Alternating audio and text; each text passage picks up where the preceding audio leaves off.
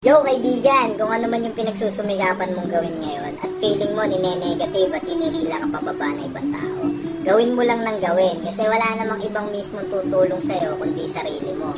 Sa una ay walang maniniwala sa vision mo kasi may toxic na ugali ang mga Pinoy na inggit sa kakilala nilang tao. Pansin nyo ba kung sino may ginagawang kakaiba, siya pa yung walang nakukuha ng suporta. Halimbawa na lang sa pagnenegosyo, kung sino pa yung mga taong inaakala natin bibili sa atin, sila pa pala yung hindi. At yung mga taong hindi naman natin kakilala, sila pa pala yung bibili. See? Ayaw ng tao ng progress. Lagi lang sila nakaabang kung ano ang iyong magiging resulta. Ganon din dito sa pagre-reels natin. Kung sino pa yung mga taong tunay nating kakilala, sila pa ang hindi susuporta. At yung mga tao sa internet o kay Facebook na hindi naman nating lubos na kakilala, sila pa ang tunay na sumusuporta. Normal lang po na nangyayari yan at kung dumating ang araw na meron ka ng malaking kinikita at meron ka ng magandang resulta, yung mga taong hindi naniniwala, sila na hindi makapaniwala.